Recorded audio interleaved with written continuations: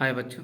तो आज हम लोग एसएससी सामान्य अध्ययन यानी कि किरण पब्लिकेशन का जो भी जनरल अवेयरनेस का जो भी प्रीवियस ईयर में क्वेश्चन आ गया है उसी को हम लोग देखेंगे कि कैसे इसको एक नए स्ट्रेटजिक प्लान के साथ पढ़ाई कर सकें। ठीक है। तो अगर आपको देखना है तो आप ध्यान से देखिए कि कैसे पढ़ना है, ताकि ये कोई भी चीज़ें मतलब होती है तो आप उसके पहले समझते कि हाँ इस चीज़ को हमको ऐसे पढ़ना है, तो एक आपको रफ आइडिया हो जाता है। ठीक है। तो उसी तरह से मैं कोशिश ये करूँगा कि कुछ मतलब बताऊँ। अगर आप सबको लगता है कि इस वीडियो के माध्यम से आपको कुछ मतलब कि लाभ पहुँचे, या लाभ पहुँचने का तरीका और भी हो सकता है कि आपको लगता है कि मैं इस मतलब जो भी इसमें टॉपिक है उसका मैं डिस्कशन कराऊँ ग्रुपिंग में, एज ए कि मैं एक टीचर हूँ और मैं ऑफलाइन पढ़ाता हूँ। तो मेरा विचार ये है कि जो मुझे बुक मिल जाता है तो मैं सोचता हूँ कि आप लोग के लिए एक तरीका बता दूँ कि इस सिस्टमेटिक ढंग से आप पढ़िएगा तो आपके लिए सही रहेगा।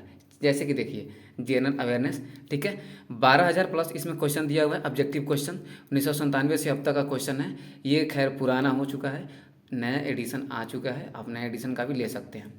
इस बुक में क्या किया गया है कि एसएससी द्वारा आयोजित भिन्न भिन्न स्नातक स्तर, या आपका ये सीजीएल हुआ, सीपीओ हुआ, या आपका सीएचएसएल 10+2 पे हुआ, सीडी हुआ, पुलिस एसआई, यानी कि ये सबका जो भी एसएससी एग्ज़ाम लेती है, जो भी उसके प्रीवियस ईयर में क्वेश्चन आते हैं, सब के सब प्रीवियस ईयर क्वेश्चन का इसमें क्या है, कंपाइलेशन है क्वेश्चन का। अगर आप इसको पढ़ लेते हैं तो मुझे लगता है कि आपका मतलब कोई भी डाउट नहीं रहेगा कि जो छूट जाए। ठीक है, चलिए पहले देखते हैं कि कैसे पढ़ना है। ये हुआ, इसको हम देखिए, ये है आपका 1 2 3 टाइप में, और ये आपका दिया हुआ है सब। ये कोई इम्पोर्टेंट वाली पार्ट नहीं है। ये है इंडियन हिस्ट्री, वर्ल्ड हिस्ट्री, ठीक, physical geography, geography of India, तो ये सब है।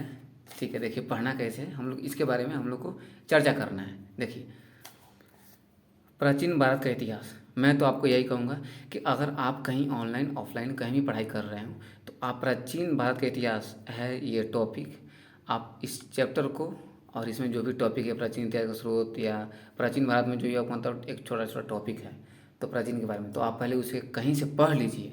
ठीक है। पढ़ने के बाद आप क्या कीजिए कि आप इसमें आइए, टाइप 1 है, टाइप 2 है, टाइप 3, टाइप 4, टाइप 5, टाइप 6, तो इसमें ऐसा क्वेश्चन दिया हुआ है। आप जैसे गुप्त वंश पढ़ लिए तो गुप्त वंश आप डायरेक्ट इसमें आइए टाइप 4 में, और एस कहाँ है, SGH 27 पेज पे जाइए और तुरंत टिक लगा लीजिए। अगर आप कहीं से नहीं भी पढ़े हो तो आप लूसेंट से भी पढ़ेंगे तो हो सकता है। ठीक है, जैसे कि पहला है, मान लीजिए कि हम प्राचीन इतिहास का स्रोत पढ़ लिए। ठीक है, पढ़ने के बाद हम क्या करेंगे, सीधे हम क्वेश्चन पे जाएंगे। टाइप 1, पुरालेख विद्या का अभिप्राय है, मतलब जो पुरालेख विद्या है इनमें से कौन सा ऑप्शन होगा कि मतलब इसका अभिप्राय सही हो जाए। तो सिक्कों का अध्ययन नहीं होगा, शिलालेखों का अध्ययन, महाकाव्यों का अध्ययन, भूगोलों का अध्ययन, तो कौन होगा, शिलालेखों का अध्ययन। ठीक है। अब मान लीजिए कि आपको नहीं मालूम कि शिलालेख क्या होता है, मतलब कुछ भी होता है, तो आप इसको एक बार मतलब जो भी हैं आप उनसे डिस्कशन करने की कोशिश करें ग्रुप में। अगर नहीं, अगर आपको लगता है कि डिस्कशन करने की आवश्यकता है तो आप कमेंट बॉक्स में जाकर के कमेंट कर दीजिए। मैं कोशिश ये करूँगा कि जब भी मेरे पास समय बचे तो एक दो लड़का को लेकर के मैं इसको पूरा पूरा क्या कर दूँ, डिस्कशन कर दूँ, मैं इसे पूरा पूरा ख़त्म कर दूँ, पूरा ये किरण पब्लिकेशन वाले मतलब प्रीवियस ईयर को ही। ठीक है। तो देखिए, आपको करना क्या है, आप पूरा लेख विद्या का अभिप्राय, शिलालेखों का अध्ययन होता है, तो आपको क्या करना है बच्चा, अब आपने तो वहाँ पर टिक कर लिया, लेकिन आपको टिक करने के बाद में इसके जाना है सॉल्यूशन में, उत्तर व्याख्या सहित। आपको पहले ये पढ़ना है, पहला कि अभिलेख या शिलालेख के अध्ययन को पुरालेख शास्त्र कहते हैं। अभिलेख मुहरों, स्तूपों, चट्टानों और ताम्रपत्रों पर मिलते हैं। ये मंदिर की दीवारों और ईंटों या मूर्तियों पर उत्कीर्ण होते थे। तो आप इतना पढ़ लिए तो आपको कुछ ना कुछ ज़रूर रफ एक आइडिया होगा कि हाँ इसके बारे में आपको एक मतलब व्याख्या से मिल गया कि हाँ। ठीक है। तो आप ऐसे करते करते पहले क्वेश्चन पढ़िए, इसके बाद अगर आपको क्वेश्चन का आंसर नहीं आ रहा है, मान लीजिए कि दुर्भाग्यवश गलती हो गया, तो आप जाइए सोल्यूशन वाले मतलब व्याख्या वाला जो जिसमें मतलब कि एक्सप्लेनेशन के सहित आपको दिया गया है सोल्यूशन, आप उसको अच्छे से पढ़ें। अच्छे से पढ़ने के बाद फिर क्या करें, इस क्वेश्चन को ट्राई करें। और मेरे हिसाब से अगर आप जेन्युइन विद्यार्थी हैं तो मेरे हिसाब से आपको ये भी नहीं देखना चाहिए, आपको देखना चाहिए ये सब, क्योंकि इसमें एकक जो भी बात लिखी हुई है ना ये काफ़ी इम्पोर्टेंट है। ठीक है। तो ये हो गया आपका इतिहास का, मतलब सब इसी तरीके से चलेगा, ज़्यादा टाइम आपका क्या वेस्ट मैं करूँ इस क्षेत्र में कि हाँ एक ही चीज़ को मैं 10 बार बताऊँ कि हाँ ऐसे ऐसे। जैसे भौतिक विज्ञान ही है, आपको पढ़ना है कि जब एक कार की गति दुगुनी कर दी जाती है तब उसकी उतनी ही दूरी में रोकने के लिए बल का कितना आवश्यकता होगा, चौगुना, दोगुना, आधा, तो इसमें होगा चौगुना। तो अब देखें आपको नहीं समझ में आया तो आप सीधे व्याख्या वाले पार्ट में जाए। अब मैं फिर से बोल रहा हूँ कि अगर लग रहा है कि मतलब करना चाहिए डिस्कशन तो आप कमेंट में जा कर के कमेंट कर सकते हैं। मैं कोशिश करूँगा कि जब भी मैं ऑफलाइन मतलब पढ़ाने से मुझे मौका मिले ऑनलाइन तो मैं इसका डिस्कशन कर दूँ। देखिए, जब एक कार की गति 2 गुनी कर दी जाती है तब उसको उतनी ही दूरी में रोकने के लिए ब्रेक बल चौगुना होगा, मतलब चौगुना लगाना होगा। ठीक है, तो इतना आप पढ़ लिए। पढ़ने के बाद में आप इसको जीव विज्ञान का भी देख लीजिए कि सूत्रकणिका माइटोकॉन्ड्रिया निम्नलिखित में से किसका केंद्र होती है। पहले माइटोकॉन्ड्रिया का खोज किसने किया था, तो खोज किया था अल्टमैन, और अल्टमैन ने इसे क्या कहा था, बायोब्लास्ट।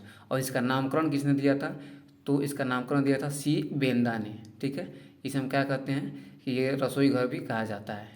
ठीक है, सूत्रकणिका, इसको हिंदी में सूत्रकणिका बोला, मतलब सूत्रकणिका बोलते हैं। इसमें कितना, इसमें कौन सा चलता है साइकिल, तो क्रेब्स साइकिल 38 एटीपी इसमें बनता है। इसकी जो आंतरिक दीवार होती है उसको हम क्या बोलते हैं, क्रिस्टी बोलते हैं। किसका, माइटोकॉन्ड्रिया का। तो प्रोटीन संश्लेषण करेगा कि प्रकाश संश्लेषण कि भाषा संश्लेषण कि कोशिकीय श्वसन, सूत्रकणिका माइटोकॉन्ड्रिया निम्नलिखित में से किसका केंद्र होती है, तो कोशिकीय श्वसन का, पहला का चौथा। तो अगर मान लीजिए कि आपको नहीं मालूम तो आप गए और आपने देखना है स्टार्ट किया। चलिए इसका भाई सॉल्यूशन हम देख लेते हैं। देखिए, पहला का चौथा माइटोकॉन्ड्रिया की खोज अल्टमैन ने किया था, कोशिका श्वसन स्थल है, मतलब चौथा इसका आंसर होगा। ठीक है, कोशिकीय श्वसन है। अब ये कोशिका भित्ति है, कोशिका भित्ति क्या है आपका, पादप में होता है और जंतु कोशिका में ये नहीं होता है। ठीक है, तो आपको ऐसे पढ़ना होगा, पहले आपको ये पूरा पढ़ना होगा कि पैरेन्काइमा क्या होता है, मृदुतक क्या होता है। मृदुतक कोशिकाओं में एर्गैस्टिक पदार्थ संग्रहित रहता है जिसे आइडियोब्लास्ट कहते हैं। रेफिडस कोशिकाओं से युक्त टैनिन कोशिकाएं आइडियोब्लास्ट का निर्माण करती है। आइडियोब्लास्ट पौधे की ऐसी कोशिका है जो पौधे के अन्य ऊतकों से बिल्कुल भिन्न होती है। यह संचित संग्रहण को ले जाने का कार्य करती है। आप इतना पढ़ लिए तो आप सीधे पैरेन्काइमा में जाइए, पैरेन्काइमा वाला आपको टोटल पार्ट समझ में आ जाएगा एक ही बार में। तो मुझे लगता है कि आप अगर ऐसे पढ़ते हैं तो आपका ए टू जेड जो भी डाउट है क्लियर हो जाएगा। अगर लगता है कि डाउट ना है तो फिर भी आप कर दीजिए, मैं कोशिश करूँगा कि इसको जल्दी मतलब डिस्कशन कर दूँ पूरा पार्ट को। समझ में आया बात, तो यहाँ पे ये है, तो आपको ऐसे पढ़ना होगा। ठीक है, मिलते हैं अगली वीडियो में। धन्यवाद। मैं कोशिश करूँगा कि आगे की वीडियो में लाता रहूँ। ठीक है।